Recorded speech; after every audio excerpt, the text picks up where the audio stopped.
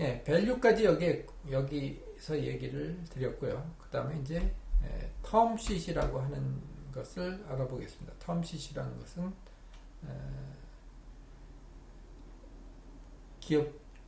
기업이 투자를 받을 때 이제 계약서를 쓰게 되겠죠. 네, 일반적으로 미국의 계약서는 아주 굉장히 깁니다.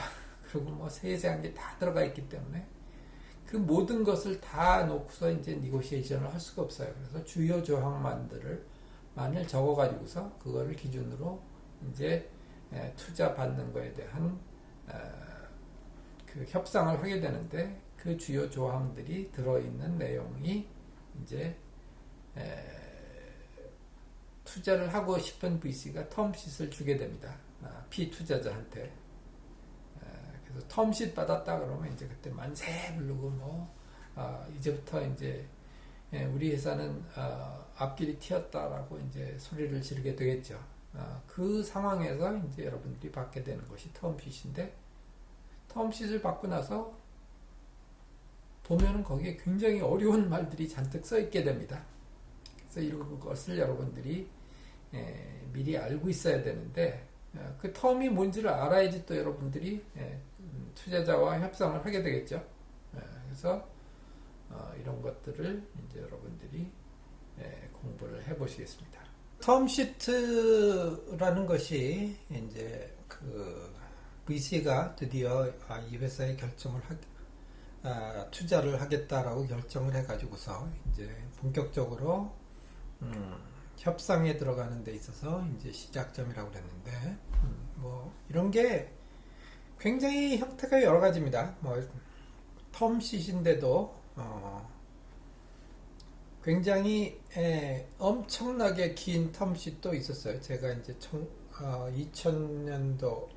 2002년도에 이제 외국 회사한테 처음 VC 투자를 받으면서, 특히 뭐 프라이빗 이퀴티 투자를 많이 했던 칼라일 그룹의 이제 VC 브랜치였기 때문에 뭐 거의 큰 회사들 계약서 못지않는 복잡한 계약서였습니다. 그래서 본 계약서는 200페이지 가까이 되는 거였고, 텀쉿도 거의 뭐 60페이지 가까이 됐던가요? 뭐 그렇게 됐던 텀쉿이었습니다. 너무 조항도 많고 사실 좀 심한 조항도 있었고, 뭐 그런데 이제 그것이 들어와 가지고서 그 당시에 이제 투자를 같이 한 게 우리나라에서 그래도 좀 알려졌다는 스틱 벤처하고, 그 다음에 이제 소프트뱅크 벤처스였는데, 이 두 회사가 다 국내에서만 활동을 했기 때문에 보통주 투자만 하고 실리콘밸리에 투자 계약서를 본격적으로 본 적이 별로 없었어서 아주 그 계약서를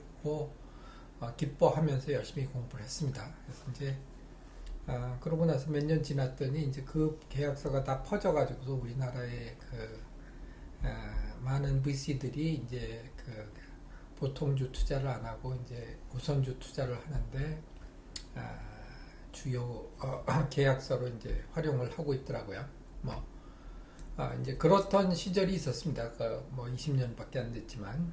그래서 이제 이것이 뭘 담고 있느냐 하면은 이제 Non-binding documentation of principal deal terms라고 했는데, 주요한 딜 조항인데, 그러니까 딜 조건인데, 바인딩은 아닙니다. 꼭 여기 있는 대로 해야 되는 건 아니고, 그러니까 여기 있는 내용들을 이제 가지고서 이제 니고시에이션을 해가지고 이제 서로 어그리가 되면은 이제 본계약서를 그 다음에 이제 변호사들이 달라붙어 가지고서 하게 되는데, 그때 바뀌는 수도 있습니다. 그러니까 뭐 반드시 여기 있는 대로 100% 이루어지는 건 아니지만, 그런 경우에 또 이제 많이 바꾸면은 되게 딜이 깨지기 때문에 이제 일반적으로 여기 있는 내용이 대부분 이제 딜에 들어가게 된다고 보시면 됩니다.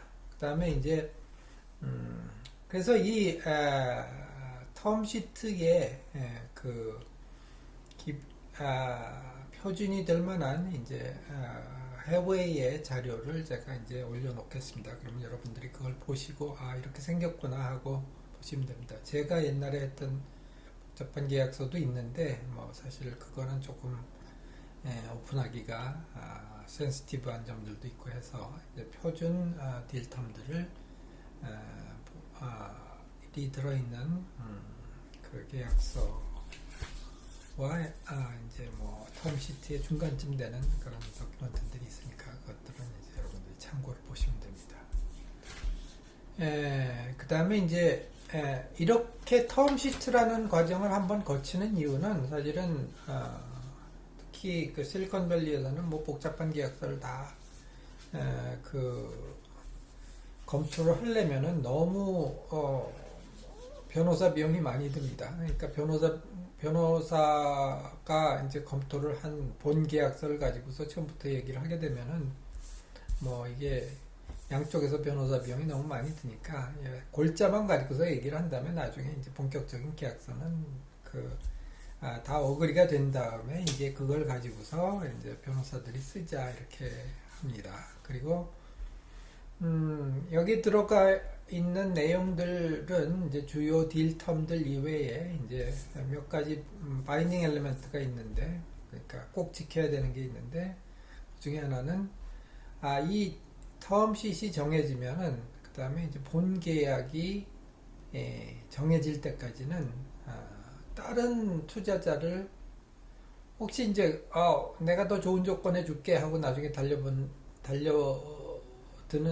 투자자가 있을 수도 있잖아요. 그럴 때 또 그쪽에 가서 얘기하게 되면 이제 뭐 서로 이게 시간 낭비가 되고 엄청난 돈과 시간과 노력의 낭비가 되니까 그럴 걸 하지 말자라는 이제 이 텀시트를 우리가 어그리한 다음부터는 이제 뭐 완전 투자가 이루어지고 돈이 들어올 때까지는 딴 데는 만나지 않는다, 이런 신사협정 같은 내용이 들어있고, 그 다음에 이제 또 중요한 것 중에 하나는 이제 이런 걸 검토하고 나중에 변호사 비용 같은 건 누가 내느냐 뭐 이런 것들이 들어가야 됩니다. 근데 대부분의 경우에 실리콘밸리 표준으로는 이제 변호사 비용은 투자 받는 사람이 낸다, 뭐 이제 이렇게 많이 들어갑니다. 그러니까 우리나라도 그렇게 하는 경우가 많은데 사실 이건 좀 웃기긴 한데 그런 식으로 많이 요구를 하니까 변호사 비용이 포함돼서 이제 우리가 투자를 받는다 라고 생각을 하면 좋을 것 같아요. 자기네 돈으로 변호사 비용 내는 경우는 뭐 별로 많지 않습니다. 그러니까 그런 거 가지고서 뭐 그럴 수가 있느냐 뭐라고 이제 싸우거나 그럴 필요는 없는 것 같습니다. 그럼 뭐가 들어가느냐? 일단 주요한 넘버들이 들어가겠죠. 얼마를 투자하고 그 다음에 그렇게 해서 주식을 몇 주를 받고 그거에 따라서 이제 밸류에이션이 정해지겠죠. 그 다음에 리퀴데이션 프리퍼런스, 이건 당연히 이제 다 포함을 시킬 겁니다. 그러니까 회사가 뭐 M&A로 팔리거나 뭐 청산을 하거나 할 때는 이제 당연히 투자자가 먼저 어느 정도까지는 보상을 받는다라는 텀이 들어갑니다. 그 다음에 이제 디비던드, 그러니까 배당은 어떻게 되느냐. 이제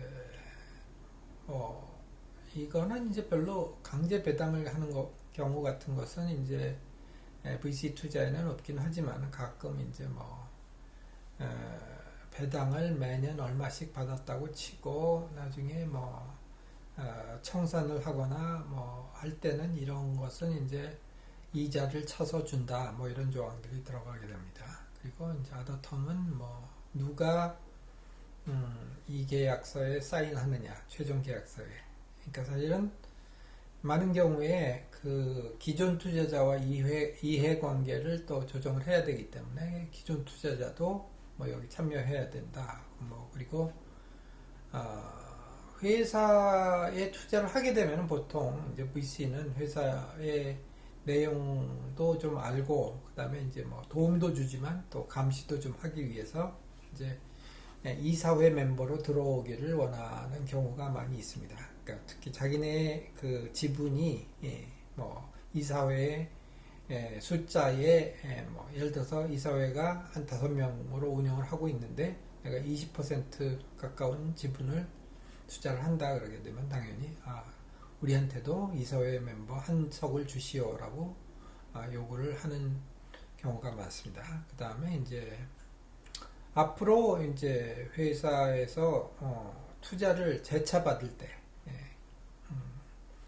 뭐 지금 시리즈 B인데 C를 받거나 D를 받을 때 그러면 어떻게 하느냐? 뭐 새로운 주주들이 들어오게 되면 뭐 그럴 때 아까 얘기한 것처럼 뭐 가격이 낮아지는 경우 엔티 딜루션, 그러니까 희석 방지 조항을 넣는다든가 뭐 이런 내용들이 이제 들어가게 되죠.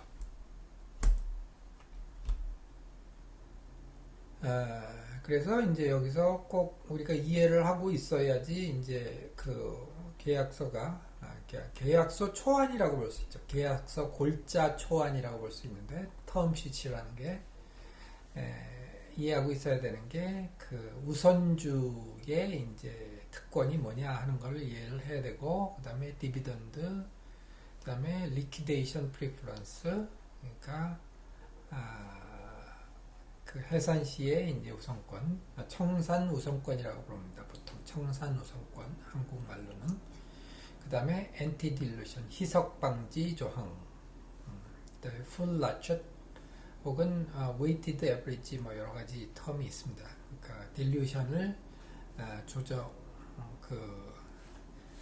그러니까 회사의 가치가 떨어졌을 때 이제 어떻게 보상을 해주느냐 하는 포뮬라죠. 그 다음에 리뎀션 레이트, 그 다음에 태그 얼롱, 드래그 얼롱, 뭐 이건 이제 여러분들이 잘 지금은 이해를 하실 수 없을 건데 한 텀 한 텀 설명을 해드리겠습니다. Preemptive rights, protective provisions, registration rights, 그리고 마지막으로 이제 valuation, 얼마의 가격으로 몇 주를 투자를 하느냐, 그래서 총 회사의 가치가 얼마나 되느냐, 이제 이런 내용들이 들어가게 됩니다.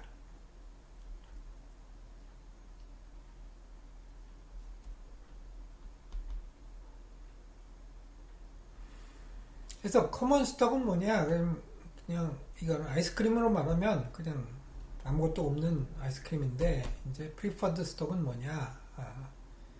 거기다가 잔뜩 이제 토핑을 해가지고서 진짜 맛있게 만든 아이스크림 썬데가 되는 거죠. 그래서 이제 인베스터가 갖는 그 프리퍼드 스톡의 권리는 이제 커먼 스톡에 비해서 이제 뭐 그 재정적으로 혹은 또 컨트롤이 있어서, 또 그 다음에 이 향후 투자에 있어서 가치, 회사의 밸류가 떨어질 때 어떻게 보호를 해주느냐, 이런 모든 특별한 그 프로텍션 룰들이 이제 다 들어가게 되고요.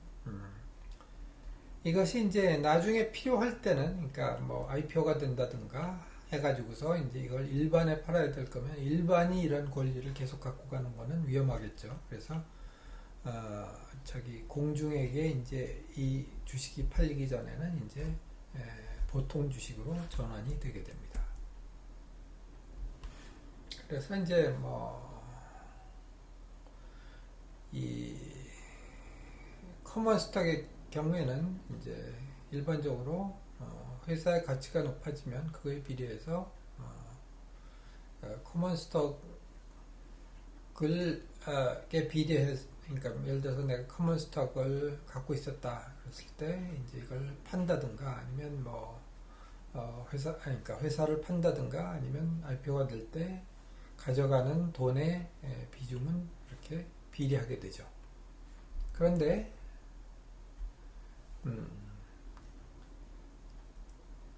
뭐 이 프리퍼드 스톡에 대해서는 그렇지 않습니다. 이제 그거는 조금 더 이제 설명을 해드리겠습니다. 그 다음에 배당. 일반적으로 사실은 근데 스타트업의 경우에는 배당을 실제로 돈으로 해주는 경우는 거의 없습니다. 그러니까 왜냐하면 배당을 해준다는 얘기는 회사에 이익이 많이 남아야 된다는데, 초창기 이익이 많이 남는 회사가 그렇게 많지 않겠죠. 그리고 이익이 남아도 그거를 이제 새로 회사가 확장을 하기 위해서 재투자를 해야지, 그걸 배당을 해주게 되면 회사의 성장이 늦어지기 때문에 이제 어차피 투자금의 회수가 늦어지게 됩니다. 그래서 그렇게 하지는 않는데 나중에 이제 청산이 되거나 할 때는 이게 내가 이 투자를 했으면 최소한 은행 이자 정도는 혹은 그것보다 조금 더 좋은 정도로는 그 이익이 남았어야 되는데 본전만 딱 줄 수는 없지 않냐라고 계산을 할 때 이제 사용하기 위해서 일반적으로 이제 8에서 10% 정도는 이제 그 배당금이라는 거를 이제 장부상으로 잡아놓는 경우가 많이 있습니다. 그래서 실제로 매년 배당을 하는 경우는 없다 그랬죠. 그 대신 이게 큐뮬러티브에서 이제 이게 생긴 걸로 적어 놓고 있다가 언제 페이를 해주느냐, 예를 들면 리뎀션이나 리퀴데이션을 할 때, 혹은 또 커먼 스톡으로 바꿔줄 때 이제 일반적으로 이런 것을 계산을 합니다. 그래서 누적 배당은 일반적으로 단리로 하는 경우도 있고 복리로 하는 경우도 있는데 제가 받아본 계약서들은 거의 대부분 복리로 계산을 하게 되어 있습니다. 그리고요, 그 다음에 해서 예를 들면 8% 8%에서 그래서 이제 사실 그럼 펀드의 그 기한이 한 7년 되게 되면은 그때 가지고서 보면은 거의 2배 이상을 줘야 되는 경우가 많이 있습니다. 그래서 일반적으로는 회사가 비싼 값에 팔리게 되면은 물론 이제 그거를 커먼 스톡으로 바꿔가지고서 이제 환전을 하겠지만 그게 아니고 회사가 적절한 가격에 팔리게 되면은 원래 원금 플러스 그 다음에 이 복리 이런 것을 다 계산한 다음에 그걸 먼저 투자자한테 나눠주고 그 다음에 남는 돈 중에서 보통주를 나눠주거나 아니면 남은 돈 중에서도 이제 투자자와 우선 보통주 소유주들이 이제 나눠 갖는 경우가 일반적입니다. 그래서 일반적으로는 이런 그 배당금이라는 것을 계산해 두는 이유는 회사가 잘 되더라도 그 창업자들이 엑싯을 안 하고 그러니까 IPO를 한다든가 아니면 M&A를 해서 판다든가 하지 않고는 괜찮네 그러면서 이제 나는 월급을 가져가니까 그러면서 내 주식의 가치는 올라가고 있으니까 그러면서 이제 IPO를 안 하고 버티거나 이런 경우들이 많이 있습니다. 그런 경우를 이제 대비해서 그 경영진이 엑싯을 열심히 할 궁리를 하도록 하는 그런 이유도 있습니다. 그러니까 말하자면 이런 경우에는 VC의 이해와 그 다음에 VC의 이해는 어쨌든 투자를 빨리 회수하는 거죠. 좋은 조건으로. 근데 이제 경영진도 엑싯을 하고 싶어 하게 해야 되겠죠. 그렇게 두 파티의 그 이해를 일치시키는 그런 역할도 합니다. 리퀴데이션 프리퍼런스, 한국어로 이제 우선 청산권에 대해서 알아보도록 하겠습니다. 우선 청산권이라는 것은 투자자가 그러니까 프레퍼런스가 있는 그러니까 우선주를 가진 주주들이 일반 보통주주 이런 경우에는 이제 투자를 받은 회사의 경영진이나 이제 직원들이 되겠죠. 직원들이 갖고 있는 주식이 어떤 경우에 이제 회사가 재산이 어느 정도는 남아 있는데 이제 청산을 하기로 했다든가 혹은 M&A를 통해서 청산이 됐을 때 어떻게 나누는가 하는 얘기가 되겠습니다. 이런 경우에 이제 일반적으로 투자자는 이제 투자를 했으니까 사실은 돈을 대준 건데 경영진이 이제 이걸 잘 경영을 해가지고서 이제 돌려줘야 할 그런 의무가 있죠. 근데 어떤 이유로 해서 이제 그것이 청산이 돼서 이제 나눠 가져야 될 그러한 타이밍에 있어서 어떻게 나눠 가지냐 할 때 여기서 보통 리퀴데이션에서 첫 번째는 이제 원금을 돌려주는 부분이 되겠죠. 그것을 이제 프레퍼런스라고 그러는데 원래 원금의 1배에서 3배 정도 혹은 또 뭐 더 많을 수도 있죠. 그런 경우도 있고 이제 원금 플러스 이자 혹은 뭐 배당을 이제 제하고 이제 나머지를 가지고서 또 이제 나눠주는 그런 포뮬러를 가질 수도 있습니다. 그 다음에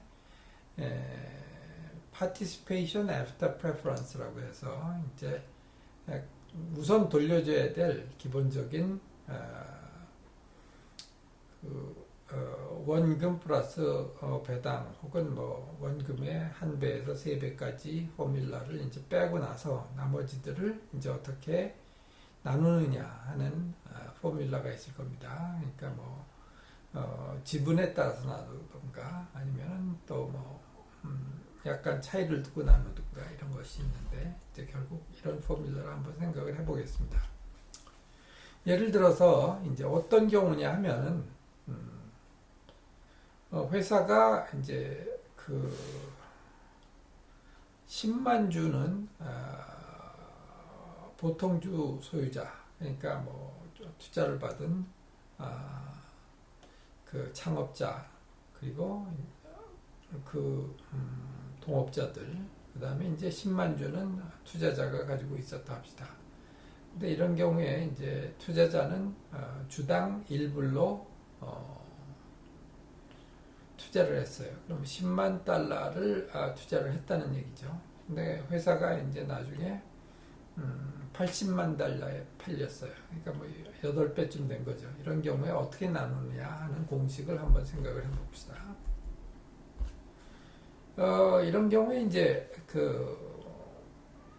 처음에 얼마까지는 이제 투자자가 무조건 다 가져가게 됩니다. 그러니까 preference라는 건 뭐냐면 밸류에이션이 낮아서 나중에 팔린 게 30만 불에 팔렸다 그러면은 여기서 보면 하나도 없을 때부터 시작해서 30만 달러까지, 그러니까 여기는 이제 원래 원금의 3배 프레퍼런스가 되겠죠. 3배의 돈까지는 이제 무조건 투자자가 가져간다.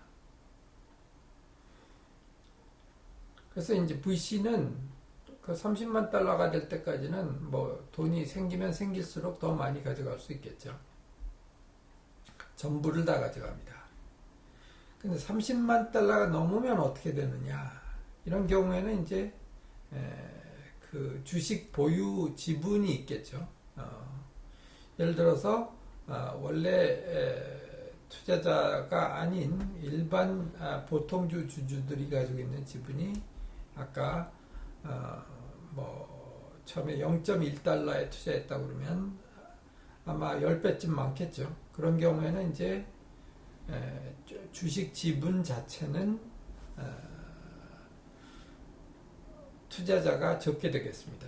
그래서 그때부터는 남은 돈, 그러니까 아까 80만 달러에 팔렸다 그러면은 그 중에 30만 달러를 제외하고 50만 달러를 나누는 데 있어서 예를 들어서 경영진의 지분이 뭐 80%고 투자자의 지분이 20%다 그러면은 이제 5대1로 나누게 되죠. 그래서 여기서 보면은 곡선이 경영진의 그 지분이 많기 때문에 경영진의 쉐어가 올라가는 곡선은 이 직선은 훨씬 스티프하고 VC의 지분이 늘어나는 곡선은 훨씬 작게 돼서 이제 회사가 더 성공을 하면 할수록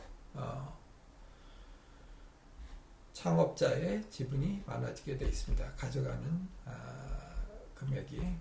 그래서 이것을 이제 우리가 여기서 다른 그래프로 보면 그 가져가는 돈의 전체에서 쉐어를 우리가 볼 것 같으면은 30만 달러까지는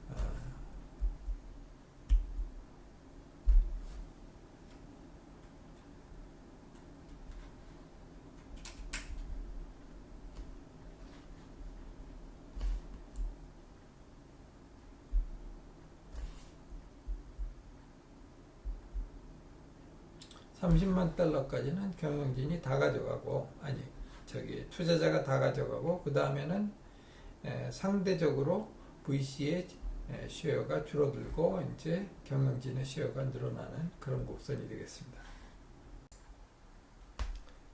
예, 그 다음에 이제 리퀴데이션 프레퍼런스에서 그 1배, 2배, 3배일 때 어떻게 달라지느냐 하는 얘기를 좀 생각해 보면은요. 처음에 이제 투자자가 투자한 게 15만 달러라고 합시다.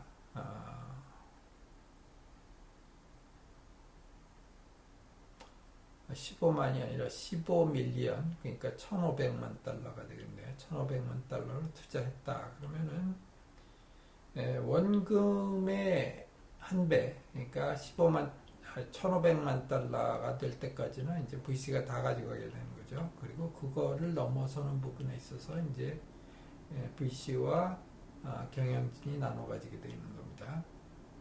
2배일 때는 어떻게 되냐? 2배일 때는 이제 3천만 달러, 30밀리언이 될 때까지 못 가져가게 되는 거고요. 3배일 때는 45밀리언일 때까지 못 가져가게 되는 거죠. 그 다음에 이제 파티시페이션에 대해서 우리가 알아보겠습니다. 예를 들어서 one multiple participation이라는 거는 그러니까 우리가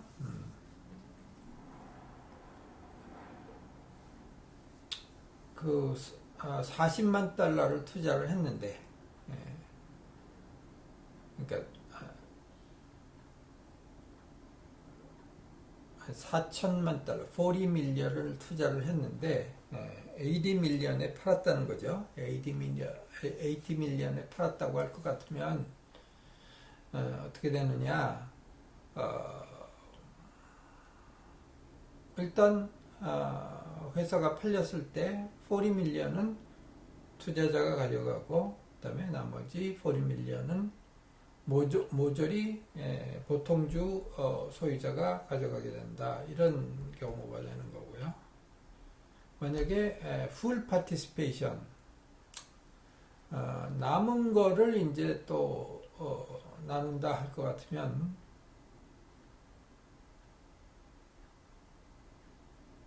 40밀리언을 먼저 이제 투자자가 가져간 다음에 지분이 이제 10대 1이니까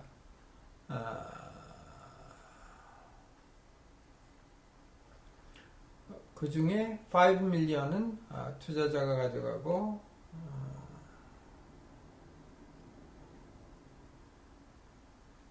나머지 35밀리언은 이제 경영진이 가져가는 겁니다. 예를 들어서 kept participation이라는 건 뭐냐? 또 뭐 보면은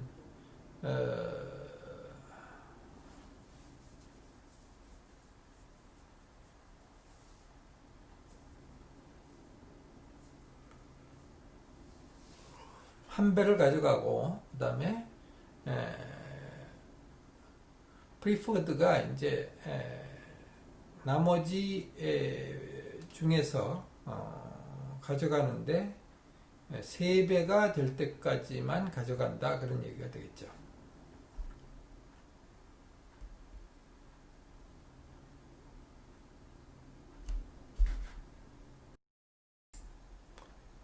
네, 그 밖에 다른 보호 조항에 대해서도 알아보겠습니다. 희석 방지 조항이라는 것이 있습니다. 그러니까 혹은 우선주를 보통주로 전환할 때 이제 우리가 보통 사용하는 조항들이 또 있고요. 그래서 이제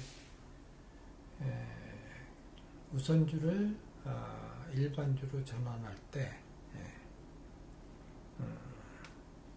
최소한 몇 대 몇으로 전환을 해야 된다라고 하는 미니멈을 정해놓는 경우도 있고요. 그 다음에 엔티 딜루션, 이건 이제 굉장히 중요한데, 일반적으로 어떤 회사가 장사가 잘 되다가 요새 같은 때 코로나 때문에 이제 장사가 갑자기 안 돼가지고서 우리가 어떤 돈을 받긴 받아야 되겠는데 회사의 가치가 이 전번 투자를 받을 때는 꽤 높았는데 다시 낮아질 수가 있겠죠. 이런 경우에 어떻게 하냐 하는 건데, 이제 낮아지게 되면은 이것을 우리가 기존 투자자를 보호주는 규정이 있어야 되겠죠. 이것들을 이제 레츄시라고 합니다. 그러니까 이거는 톱니바퀴에 이제 멈추는 그런 것을 이제 우리가 레츄시라고 하는데, 그래서 이제 이런 것을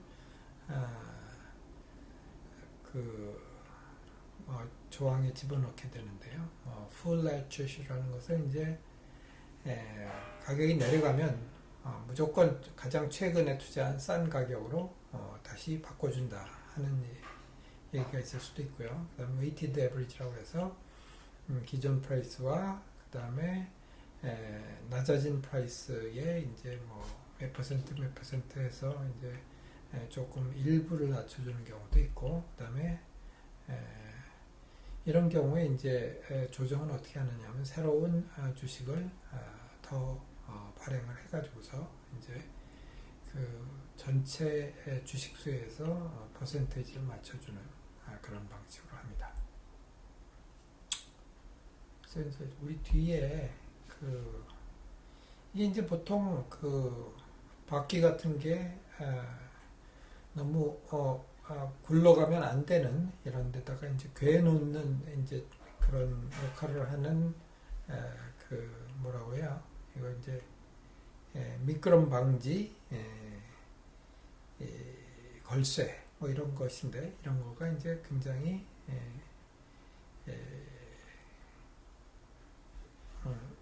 재밌는 표현이죠. 그러니까 가격이 떨어지면 투자자의 기존 투자자의 그 이해가 훼손이 되기 때문에 이런 거를 방지해주는 조항이다, 이런 뜻에서 라이츠라고 보통 부릅니다.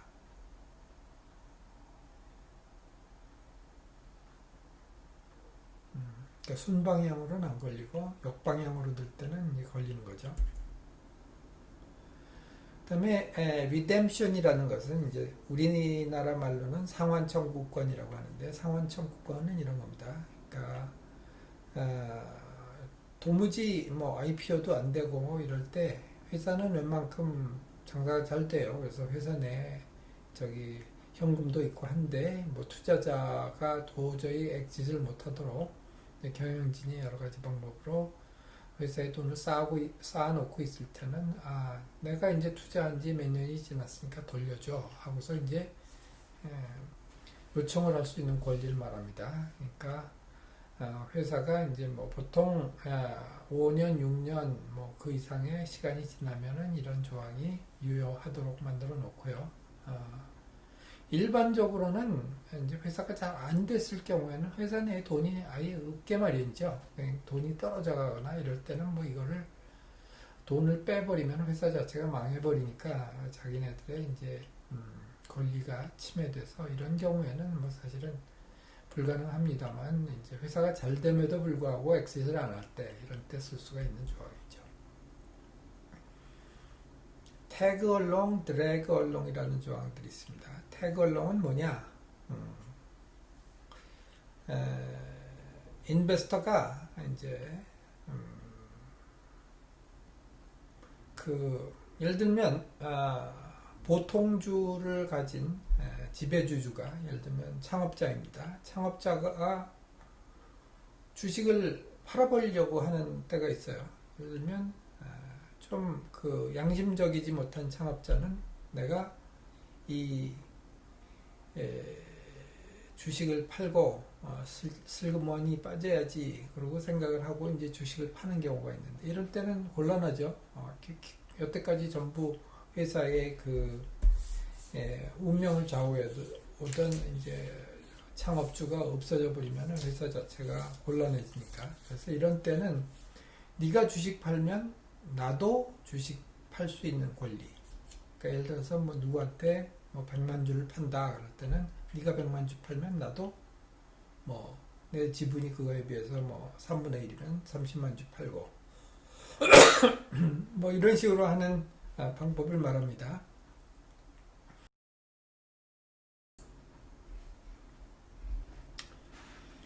그 다음에 이제 드래그 얼롱은 뭐냐? 드래그 얼롱이라는 것은 이제 동반 매도권이라고 합니다. 예를 들면, 그러니까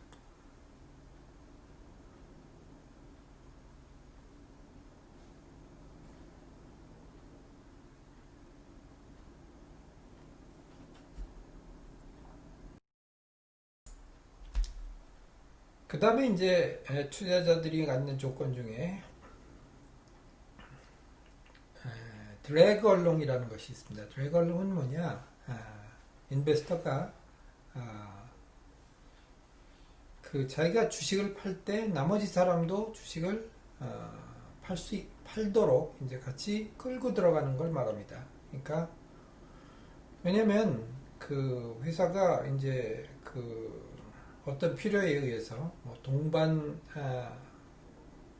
그러니까 어떤 뭐 회사를 그 사고 싶어하는 회사가 있을 때 뭐 이미 인베스터들이 메이저 지분을 갖고 있어가지고서 이제 우리 엑시트 해야 되니까 회사를 팔자 그랬는데 나머지 주주들이 안 팔겠다고 버티면 주식을 사봤자 그 회사가 마음대로 안 되니까 그 회사를 사는 사람들의 입장에서는 곤란할 수가 있습니다. 그죠? 그래서 회사 지분에, 그러니까 지배 지분을 살 수가 있어야지 가치가 높은 경우에 이제 그러면 너희도 웬만큼은 팔아라. 너희가 뭐 일부 지분을 지키는 거는 용서해 주겠지만은 새로 회사를 사겠다고 하는 사람이 회사를 컨트롤할 수 있는 정도까지는 너희들이 싫어도 팔아야 된다라고 이제 같이 끌고 들어갈 수 있는 거. 이것을 이제 드래그 얼롱이라고 보통 얘기합니다. 이런 것들은 거의 대부분 다 이제 회사가 소유권이 넘어가나 할 때 이제 투자자들의 권리를 지키는 방법인 거죠. 그 다음에 이제 회사는 잘 되고 지배주주가 이제 엑시트할 생각도 없습니다. 그런데 이제 사실은 뭐 어떤 사람하고 짜고 이제 새로 증자를 하면서 그 증자를 아주 유리한 조건으로 해줘가지고서 인베스터가 손해보게 만드는 일을 할 수가 있잖아요. 예를 들면 뭐 회사의 가치는 지금보다 훨씬 높은데 뭐 옛날에 투자자가 투자했던 낮은 가격으로 이제 지분을 확 팔아버리는 겁니다. 그러면은 이제 인베스터는 이게 뭐 닥쳤던 개가 되는 거니까 이런 경우에 그러면 내가 새로 판매되는 주식을 혹은 기존에 있던 구주를 또 창업자가 판다할 때 가장 먼저 인수할 수 있는 권리를 이제 우리가 preemptive rights, 내가 먼저 그 주식을 살 수 있는 권리라고 부르고요. 그 다음에 right of first refusal이라고 하는 얘기가 있는데 이것은 이제 새로 증자를 할 때 적용되는 얘기죠. 그러니까 우리가 이렇게 증자를 할 텐데 이 조건으로 팔 거야. 그러니까 주식을 새로 증자를 할 건데 네가 살래? 그러면 제일 먼저 사겠다고 하거나 아니면 나는 안 살 테니까 네가 이제 딴 사람한테 팔어 라고 해서 첫 번째로 내가 퇴짜를 놓을 수 있는 권리, 이것을 우리가 right of first refusal이라고 합니다. 이것은 또 주식을 기존의 구주를 파는 거에서도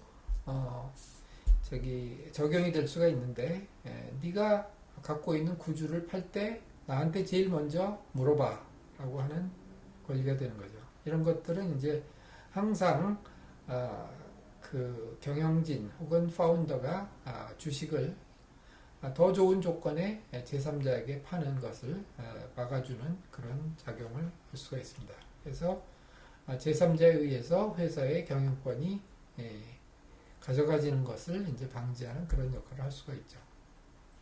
신주인수권, 이것은 또 새로 주식을 더 발행을 해서 살 수 있는 권리를 말합니다. 그러니까 미리 약속에 있어서 일정한 기간이 되거나 어떤 특별한 케이스가 생겼을 때 나는 주식을 더 살 수가 있다. 회사가 증자를 할 필요가 있을 때 증자를 시켜서 내가 그 주식을 인수를 할 수 있다 하는 그런 권리를 보통 말합니다. 그래서 이런 거는 사실은 그 주식을 사고 싶은 엠플로이나 또 심사역이나 이런 사람들한테 인센티브로 주기로 하죠. 그래서 주식 워런츠라고 합니다, 보통. 그다음에 이제 그래서 이런 여러 가지 권리도 있고요. 그다음에 이제 회사가 잘 안 됐을 때 혹은 경영이 나빠져서 회사의 가치가 낮아졌을 때 이제 벌을 주는 그런 의미에 해당하는 텀들이 많이 있는데 그것이 앞에 얘기한 ratchet, 그러니까 anti dilution, 그러니까 회사의 그 가치가 낮아졌을 때 보호하는 방법도 있고요. 턴어라운드라는 거는 이제 회사가 잘 되지 않고 있을 때는 그러니까 낮아지지는 않았지만 똑같은 가격으로 또 이제 회사를 주식을 증자를 한다. 그렇게 될 때는 아무래도 내가 가진 지분에 타격이 오겠죠. 이럴 때는 또 경영진을 교체할 수 있다. 이런 조항을 넣기도 하는데 우리나라는 사실 별로 그런 게 잘 되지 않습니다. 그 다음에 이제 리스타트, 가격이 만약에 떨어지면 경영진은 반드시 물러나야 된다. 이런 조항도 넣기도 합니다. 이 밖에 이제 어떤 조항들이 있느냐, 비토권, 이러이러한 경우에는 비토를 할 수 있다. 그 다음에 보드 컴포지션, 그러니까 이사회에 몇 석을 달라라고 요구할 수 있다. 그 다음에 장부 열람권, 이거는 우리나라에서 상법으로도 1% 이상이면 장부 열람을 할 수 있게 되어 있습니다만 이제 장부를 열람할 수 있다. 그 다음에 그 파운더의 쉐어가 이제 혹은 매니지먼트가 이제 그 자기네들의 쉐어를 그러니까 언제 행사를 할 수가 있다. 이런 조항들이 들어가 있다고요. 이건 우리나라의 경우에 해당되는 얘기는 아닌 것 같습니다. 그 다음에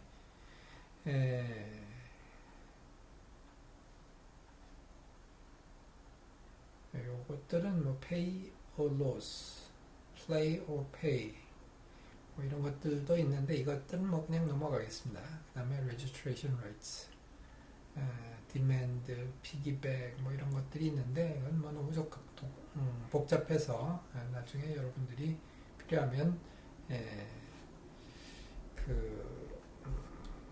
찾아보시면 될 것 같습니다. 자, 그래서 가장 중요한 얘기가 이런 복잡하고 어려운 이제 투자자의 특권이 있는 조항들이 이렇게 계약서에 들어가게 되는데 텀시세, 그 다음에 나중에 계약서에 들어가게 되는데 이런 게 과연 맞느냐? 이거 불공정하지 않냐? 이제 이런 불평들을 하시는 사람들이 있는데 사실은 이런 경우가 있기 때문에 사실 페어한 겁니다. 그러니까 VC가 어떤 회사에 괜찮을 거라고 생각해가지고서 200만 달러를 약 25%의 커먼 스톡으로 보통주로 투자를 했다고 합시다. 그래서 이제 돈이 들어갔죠. 그러면 돈이 들어간 다음에 이제 어떻게 되겠어요? 75%의 주식은 파운더들이 갖고 있고 25%는 VC가 갖고 있는데 바로 다음날 쉐어홀더들한테 이제 내가 전화를 걸어가지고서 이제부터 배당을 하겠다. 근데 배당을 하는데 어떻게 배당을 하느냐? 회사가 갖고 있는 모든 캐시를 다 배당을 하겠다 이겁니다. 회사는 지금 현재 뭐 계획만 있고 그다음에 뭐 장사가 좀 되고 이러고 있었는데 캐시는 거의 없었는데 200만 달러가 새로 들어온 거죠. 그래서 캐시가 생겼으니까 이걸 배당을 하겠다 그러면 75%는 200만 달러를 다 배당한다 그러면 75% 즉 150만 달러는 이제 창업자한테 가겠죠. 25%만 방금 투자한 VC한테 남는 겁니다. 근데 주식은 75%를 창업자가 갖고 있잖아요. 주주총회에서 통과가 됩니다. 뭐 이사회에서도 통과가 될 것이고요. 그 다음 날은 어떻게 될까요? VC는 200만 달러를 넣는데 달랑 50만 달러가 돌아오고요. 그 다음에 나는, 그러니까 창업자는 150만 달러를 들고 뭐 타일랜드나 타이티 뭐 혹은 뭐 카리브해 어디 뭐 어쨌든 숨을 수 있는 좋은 곳으로 도망가면 어떻게 됩니까? VC는 그야말로 망하는 거죠. 근데 이런 것이 100% 법적으로 문제가 없습니다. 그렇게 되죠. 왜냐면 다수의 다수의 주식을 가진 주주가 이제 적법하게 이제 투표에 의해서 권리를 행사했기 때문에. 그래서 이런 것을 막기 위해서 사실은 이 복잡한 조항들이 다 필요한 거죠. 그래서 이런 피투자자가 나쁜 짓을 할 때마다 사실은 이런 조항들이 하나씩 생겨서 이제 투자자들의 이제 계약서에 그런 것들이 계속 남아있는 것이 된 거죠. 그래서 VC라는 사람들은 나쁜 사람들이 아니다. 이렇게 여기서 보이는 것처럼 이제 도깨비가 아니고 사실은 VC라는 사람들은 여러분들하고 같이 그 회사의 주식을 소유하면서 회사를 잘 돼가 하기를 원하는 사람이다라는 것을 우리가 서로 이해를 할 필요가 있고요. 이제 마지막으로 뭐 앞에서 해온 얘기들하고 비슷한 얘기입니다만 텀시트에서 가장 중요한 게 뭐냐 했을 때 미국 사람들이 이렇게 얘기합니다. The name at the top. 그러니까 그 텀시트에 써 있는 투자자의 이름이라는 거예요. 그러니까 돈에도 브랜드가 있듯이 텀시트에 어떤 투자자의 이름이 써 있느냐가 제일 중요하다는 거죠. 조항이 어떠냐에 상관없이 그 사람들은 리즈너블하게 행동을 하고 나의 회사가 잘 되도록 도와줄 가능성이 많으니 너무 조항 하나하나에 센시티브하게 작용할 필요 없다.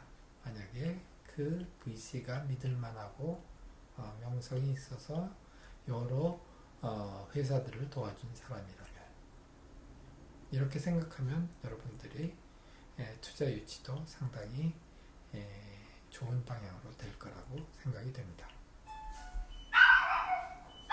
그래서 이제 정리하자면 이런 것을 핸들링 할 때는 적절한 변호사와의 도움을 받고 그 다음에